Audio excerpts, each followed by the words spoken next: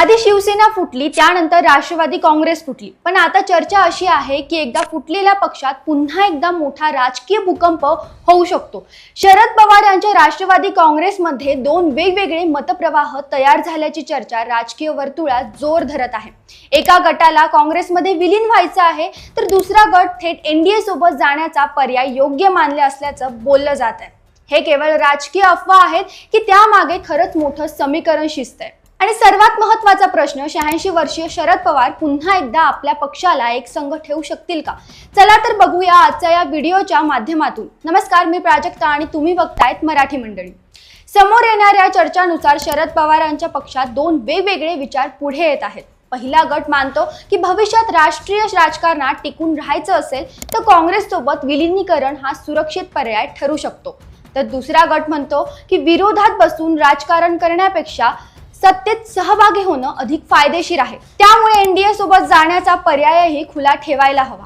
अर्थात या चर्चांना संबंधित पक्षाकडून अधिकृत दुजोरा मिळालेला नाही, मात्र राजकीय वर्तुळात या शक्यतांवर चर्चा सुरू आहे। राजकारणात विचारसरणी जितकी महत्त्वाची असते तितकाच महत्त्वाचा असतो मतदारसंघाचा विकास। विरोधी पक्षात असताना अनेक निधी, विकास कामे आणि प्रशासकीय मंजुरी मिळवताना अडचणी येतात, अशी तक्रार अनेक लोकप्रतिनिधी करत असतात। निवडणुका जवळ आल्या की मतदार विकासाची अपेक्षा करतात, त्यामुळे काही नेत्यांनी सत्तेत राहणं राजकीयदृष्ट्या अधिक सुरक्षित वाटू शकतं।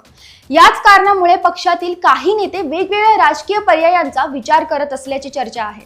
जर काँग्रेसमध्ये विलीनीकरण झालं तर विरोधी पक्ष अधिक मजबूत होऊ शकतो, असा एक युक्तिवाद आहे, तर दुसरीकडे एनडीए मध्ये गेल्यास सत्तेचा थेट फायदा मिळू शकतो, असं दुसऱ्या गटाचं मत असल्याचं सांगितलं जात आहे। दोन्ही पर्यायांमध्ये राजकीय फायदा आणि तोटा दोन्ही आहेत, म्हणूनच अंतिम निर्णय हा शरद पवारांसाठी अत्यंत महत्त्वाचा ठरणार आहे।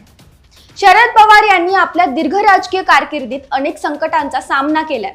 1978 पासून ते 1999 मध्ये राष्ट्रवादी काँग्रेसची स्थापना आणि त्यानंतर अनेक राजकीय वळण त्यांनी पाहिलेत। मात्र आजची परिस्थिती वेगळी आहे। एकीकडे वाढतं वय, दुसरीकडे पक्षातील अंतर्गत अव्यवस्था आणि त्यातच आगामी स्थानिक स्वराज्य संस्था व इतर निवडणुका।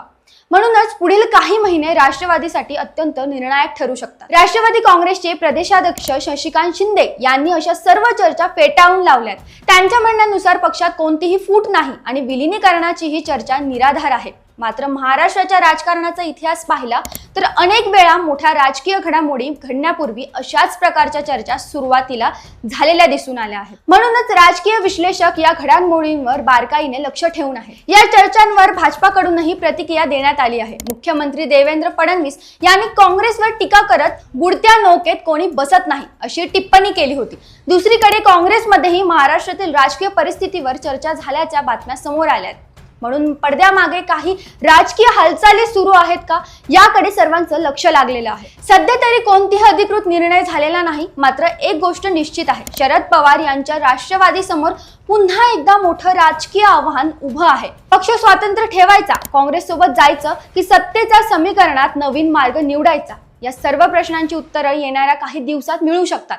तोपर्यंत महाराष्ट्राच्या राजकारणात आणखी कोणतं वळण घेतं हे पाहणं उत्सुकतेचं ठरणार आहे। तुम्हाला काय वाटतं, शरद पवार यांनी पक्ष स्वतंत्र ठेवावा की काँग्रेसमध्ये विलीन व्हावं की एनडीए सोबत जाण्याचा पर्याय स्वीकारावा? तुमचं मत कमेंटमध्ये नक्की लिहा। व्हिडिओ आवडला असेल तर लाईक करा, शेअर करा आणि अशाच राजकीय विश्लेषणासाठी चॅनलला सबस्क्राईब करा। धन्यवाद।